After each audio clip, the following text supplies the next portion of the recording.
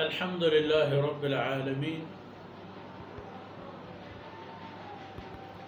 والصلاة والسلام على خاتم الأنبياء والمرسلين سيدنا محمد وعلى آله وصحبه أجمعين.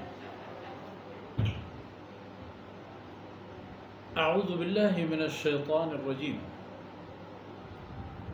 وأما من أوتي كتابه بشماله فسوف يدعو ثبورا ويصلى سعيرا إنه كان في أهله مسرورا إنه ظن أن لن يحور بلى إن ربه كان به بصيرا. سبحانك لا علم لنا إلا ما علمتنا إنك أنت العليم الحكيم. رب اشرح لي صدري ويسر لي أمري واحلل عقدة من لساني يفقه قولي واجعل لي وزيرا من أهلي رب زدني علما وارزقني فهما. ثم أما بعد. میرے بھائیوں، بہنوں اور پیارے بچوں، اب بات آ گئی میدان محشر کی.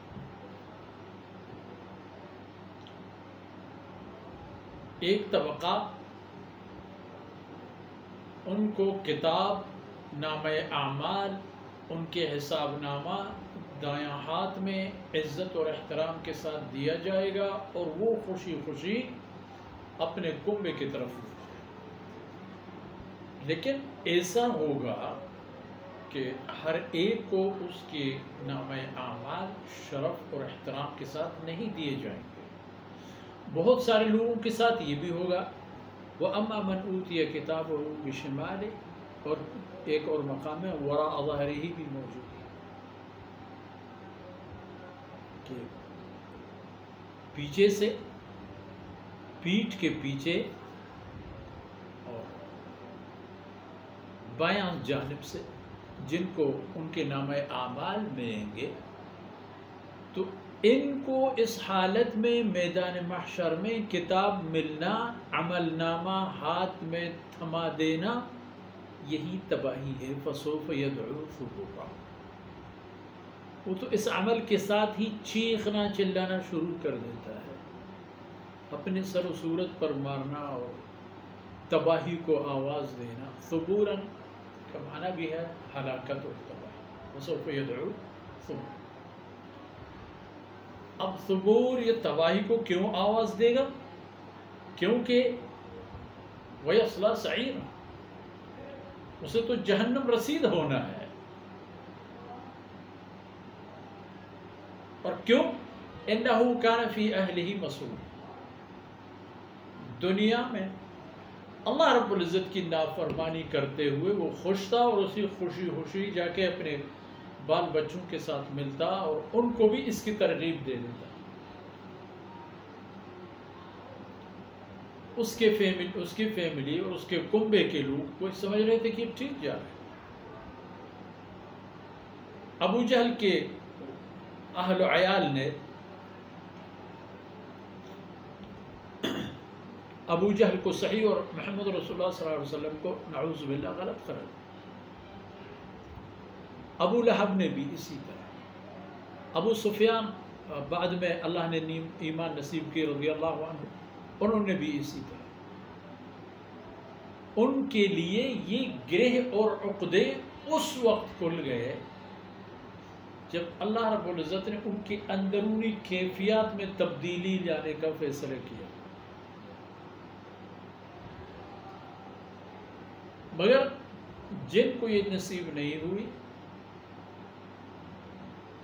ابو لہب ہو، ابو جہل ہو، یا وہ لوگ جو بدر میں جناب رسول اللہ صلی اللہ علیہ وسلم کے ساتھ پہلے معرکہ براہ راست جو اللہ کے رسول اور مشرکین مکہ کے درمیان تھا، اس میں شریک تھے.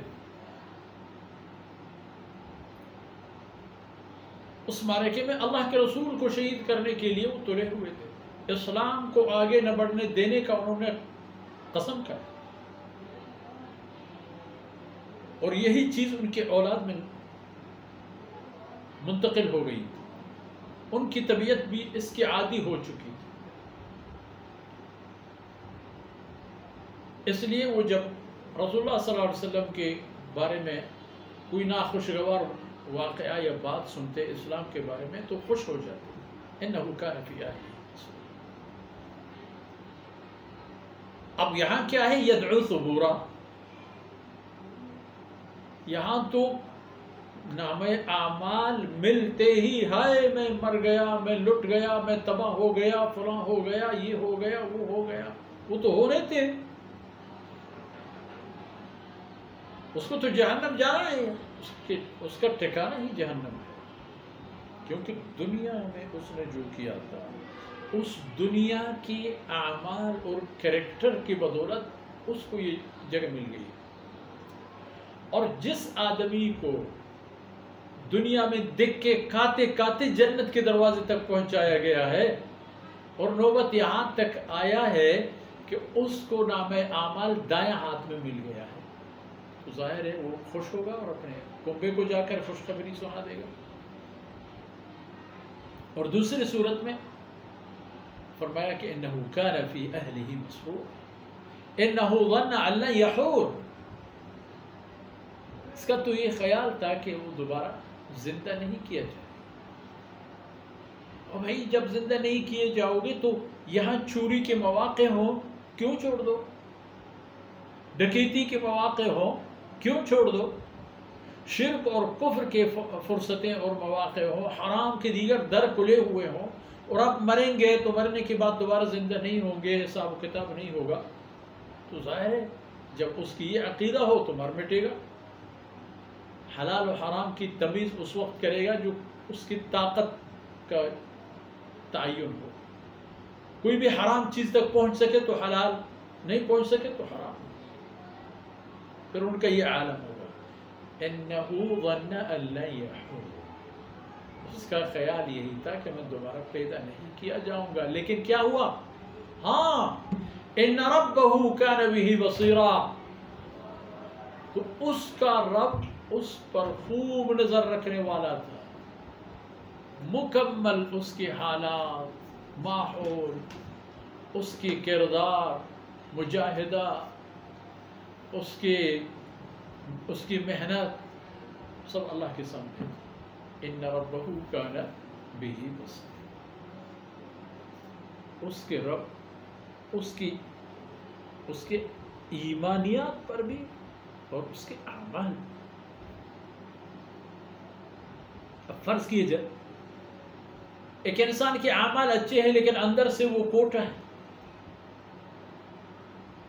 اندر سے اس کا گنگا الٹا بہہ جائے، اس کی یقین صرف دکھلاوے کی حد تک، اور اس کے عزائم اور افکار سطحی فوائد ہوں،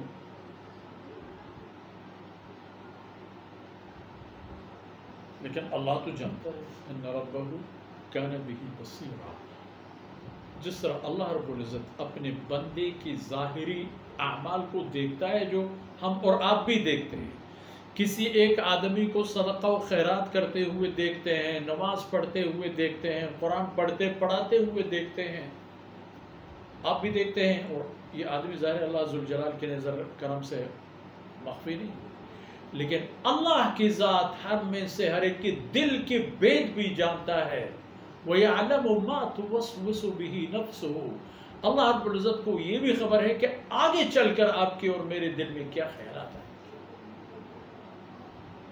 اس لیے ان ربہ کان بہ بصیرا، اس کے رب اس کے ہر ایک چیز پر بینا اور دیکھنے والے، بھرپور دیکھنے، مکمل دیکھنے والے ذات،